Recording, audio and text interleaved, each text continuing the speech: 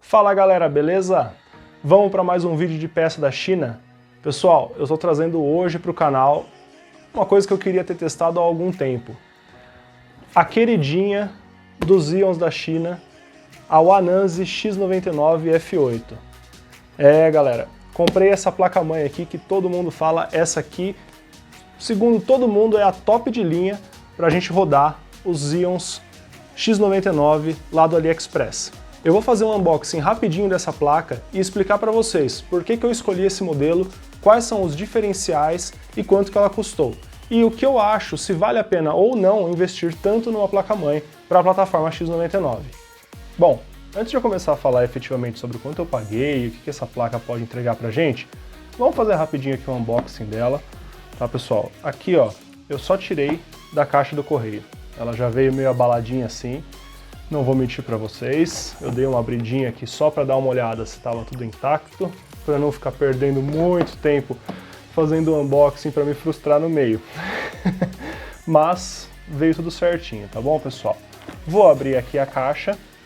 Já de cara a gente tem um papelão amassado e a placa-mãe. Galera, essa placa-mãe, assim como a maioria das placas-mãe X99, ela vem com esse adaptador para o slot LGA 2011 para vocês conseguirem colocar alguns coolers. Honestamente, eu não sou muito fã dessa ideia. Eu prefiro comprar o cooler adequado para o processador LGA 2011 V3. A gente tem a placa-mãe em si, tá? Eu não comprei um combo, eu não comprei um kit, eu comprei só a placa-mãe separadamente, tá bom, pessoal? Na caixa aqui, nós temos dois cabos SATA, tá? Cabinho preto, bonitinho. Um manualzinho, nem folhei ele ainda, depois vou dar uma olhada com calma, certamente vou entender tudo que está escrito aqui. Um CD de driver, assumindo que você tem alguma coisa que é capaz de ler um CD de driver. Um folheto que eu assumo que seja de garantia, se alguém conseguir traduzir aí nos comentários eu fico grato. Parafusos para usar o mount, né, o adaptador aqui de cooler com a placa-mãe. E uma meleca térmica sem marca da China. Galera, esse é o conteúdo da caixa. Essa caixa definitivamente é muito mais elaborada do que a outra que eu recebi aqui no canal. Tá? A outra era só uma caixa de papelão escrito X99 aqui no meio. Então, de modo geral, é uma caixa bonitinha. Ela tem um detalhe ou outro, mas não é grande coisa, né, galera? High Speed Transmission, não faz o menor sentido. Então, pessoal, esse foi o nosso unboxing. Vamos dar uma olhada na placa em si e falar sobre o que ela tem para oferecer para a gente. Então, tá aqui, galera. Essa é a queridinha dos Xeonzeiros X99, a Wananzi X99 F8.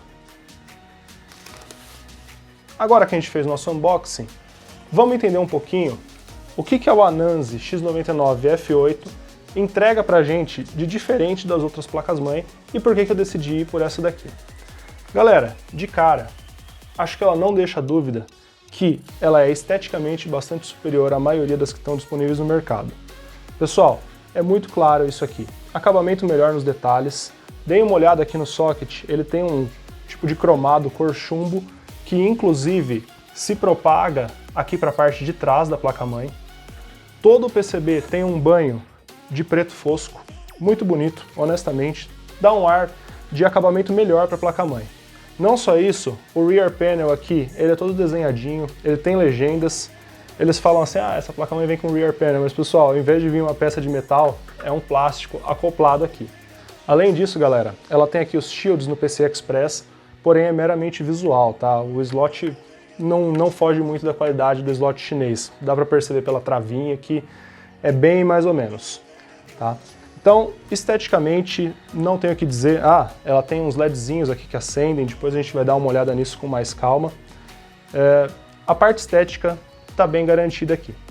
Na sequência, galera, essa placa-mãe também oferece de muito interessante o fato que ela tem 8 slots de memória com suporte a Quad Channel. Isso por si só já é um diferencial bem grande. A maioria das placas-mães chinesas, elas têm só suporte a 4 slots de memória e alguma delas só Dual Channel, na verdade a maioria das mais baratas. E isso definitivamente é um fator limitante para o desempenho da plataforma X99. Além disso, ela entrega aqui 3 slots PCI Express X16, 2 slots M.2 com suporte a NVMe e um slot M.2 para Wi-Fi. E inclusive eu vou colocar uma plaquinha de Wi-Fi nessa placa aqui para a gente testar.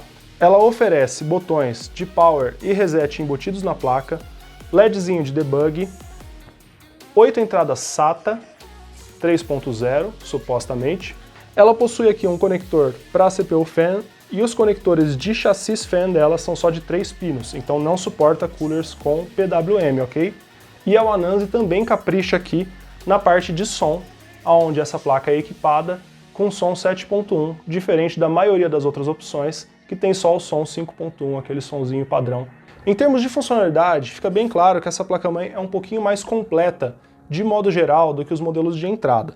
O setor de entrega de energia dela é muito padrão, pessoal. Não comprem essa placa achando que ela tem VRMs de mais qualidade, que ela consegue entregar mais energia para o processador do que as outras placas. A verdade é que o grande diferencial aqui na parte de entrega elétrica dessa placa-mãe são os fãs ativos no dissipador. E por conta disso, ela obviamente roda mais fria. Porém, se vocês olharem os reviews russos, vocês vão ver que esses fãs aqui não são muito confiáveis. E quando eles começarem a falhar, você vai ter que dar um jeito de deixar o gabinete mais arejado, porque ela segue com o design de 6 fases aqui no VRM, e esse design, apesar de ser validado e as placas-mães chinesas praticamente todas adotarem o mesmo design, acaba não sendo suficiente para um processador com consumo mais alto sem os fãzinhos ativos. Então, galera, esse é um grande ponto de atenção. Essa placa-mãe, ela compartilha o design geral dela com a Clisry X99D8, além das irmãs dela, que é a X99TF, que é um modelo que tem 4 slots DDR4 e 4 slots DDR3, e a Anansi T8, que é um modelo que só tem memórias DDR3. Ela tem uma construção que aparenta sim um pouco mais de robustez, mas de modo geral, ela não é muito diferente dos modelos mais simples que nós encontramos lá na China para comprar. Vamos falar um pouquinho sobre quanto que essa placa-mãe custou e se eu acho que valeu ou não a pena trazer ela lá da China.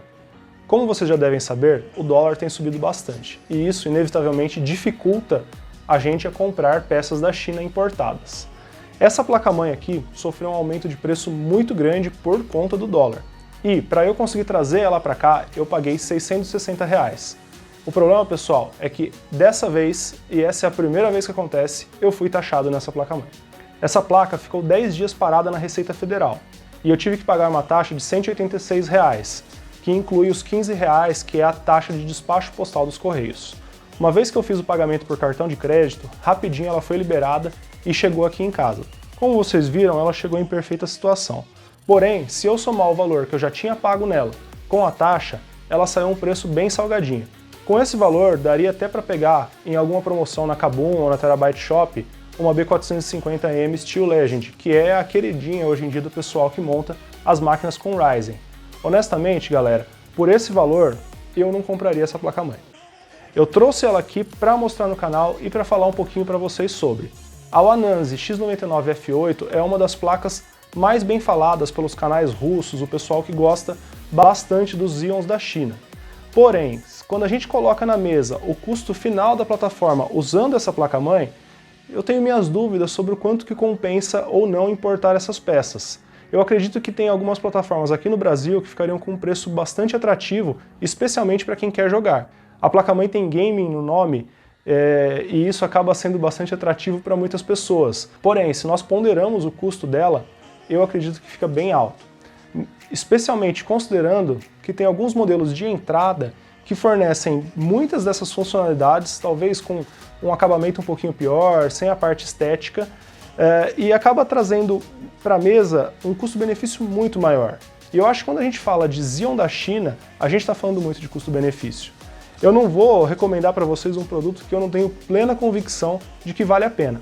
O que eu posso dizer? Se você está querendo montar um PC pela experiência, se você quer montar um PC que vai ser um workstation e não uma máquina de jogos, essa pode sim ser uma opção. Ela tem a cara de ser mais bem construída e eu acredito que ela vai ter uma durabilidade talvez maior do que os outros modelos. mas de modo geral, a qualidade de construção não é tão diferente, pessoal. Eu vou postar as fotos aqui bem de pertinho dela, mas fica muito claro que elementos como, por exemplo, os conectores PCI Express, os conectores dos slots de memória, eles são frágeis, eles não têm o mesmo nível de acabamento que uma placa-mãe da Asus ou da Gigabyte. Então, ela é uma placa-mãe que carrega um premium muito grande, eu acho que em cima de pequenas funcionalidades, como o som melhor, como ter mais slots, a expansibilidade melhor, porém, acaba não compensando em termos de custo-benefício, que eu acho que é o grande atrativo da plataforma. Então eu digo para vocês irem com calma na hora de escolher essas placas-mãe top de linha para Xeon. Elas acabam eventualmente não entregando tanto quanto elas prometem. Eu vou fazer alguns testes com ela e gostaria de convidar vocês para acompanhar esses testes comigo.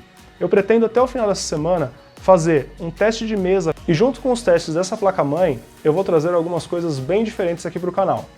Alguns SSDs da King Dian, memórias RAM da Gloway, e principalmente o que eu estou mais curioso de tudo, um Xeon E5 2678 V3.